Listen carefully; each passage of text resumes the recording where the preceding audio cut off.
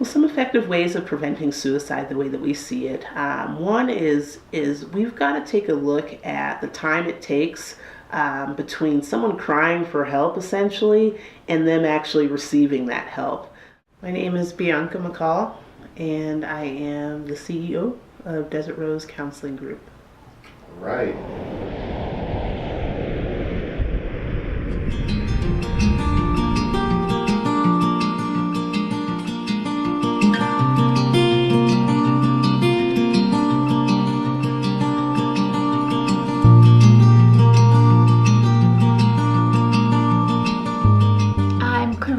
Korea, and I am the Desert Rose Community Liaison.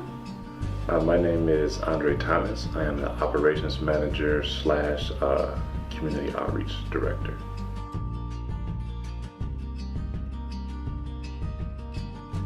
What we have, it's innovative, it's digital health, and even some of the things that Daryl's been working on too with Socrates. I think this is it.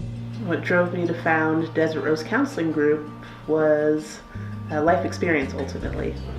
As a collegiate athlete, I had a life experience where a teammate of mine successfully attempted suicide. So I was able to see that tragedy unfold and impact not only our team dynamic, but the university as a whole, as well as the community, and then the family as well.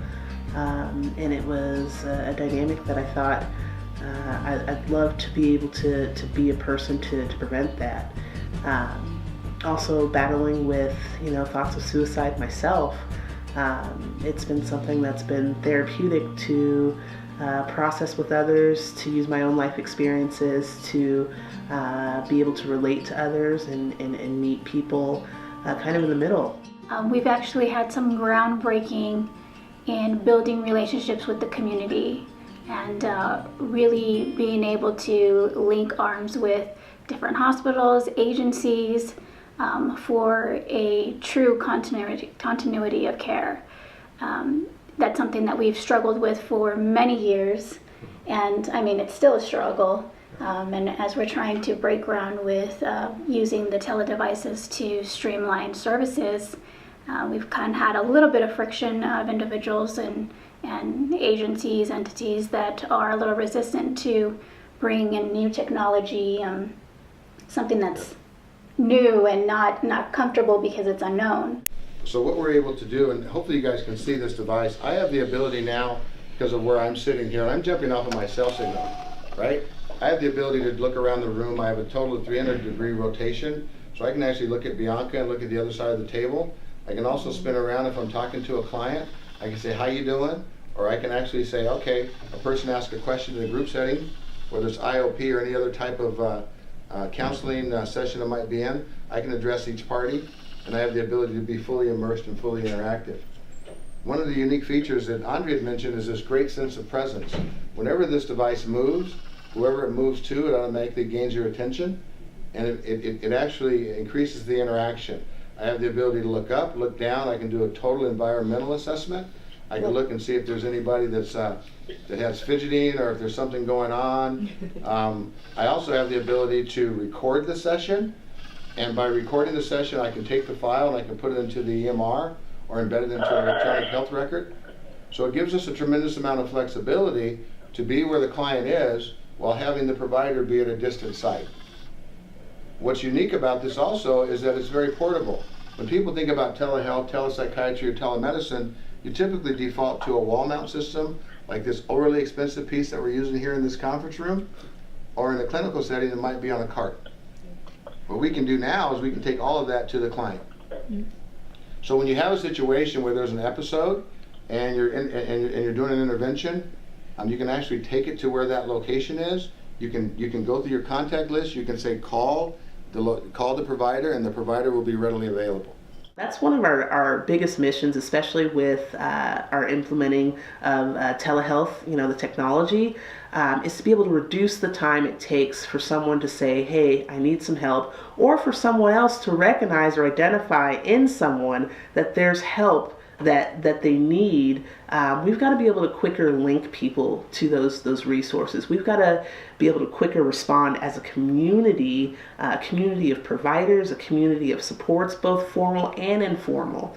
We've got to be able to respond to the definite need that people are thinking about suicide. They're thinking about it, they're talking about it, there's gestures and behaviors. And for far too long, suicide has been stigmatized. It's been a very isolative disease where people may think about it. They may make gestures or engage in behaviors that are passively, putting themselves at risk and putting themselves in life or death situations. And we've been taught as a society, it's been reinforced to sort of ignore that, to sort of isolate it, like you need to figure it out as an individual and talk to me when you're feeling better. Or I'm comfortable when you talk to me when you're starting to feel better. People will be able to do more. I think doctors,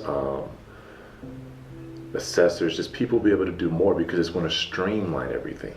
It allows you to basically create a real-time presence at the push of a button. So I think it'll allow more clients to be seen. I think it will allow for better assessment of clients versus just pushing people off, putting them on hold, setting up appointments. I would just say more prompt services, and in turn, hopefully for better services to aid into the community, so that we can actually really start doing the clients some real justice. They can actually get truly assessed on what their real needs are. That's my take on this, what I'm hoping to see. If someone's feeling suicidal, who can they reach out to for help? If someone's feeling suicidal, they can always call the National Suicide Prevention Line, and that number is 1-800-273-8255. And then we can always reach us here at Desert Rose. We have a crisis hotline as well. That number is 702-430-0745. Yep, and if someone is also feeling suicidal, of course, say they don't want to reach out to the National Suicide Prevention Lifeline, say they don't want to contact Desert Rose, I suggest you reach out to someone close to you, family, friend, stranger if need be, someone that you can talk to. For some people, they like to go to clergy. So maybe they have a pastor or a bishop or somebody like that they may want to confide in. But a friend, a school teacher, anybody that you can talk to, just don't hold it in, don't internalize it. Find someone that you can talk to. If you don't feel like any of those people are reachable or you too, so they're too scared, I said always reach out to those numbers that Karina just gave, and we're happy to assist.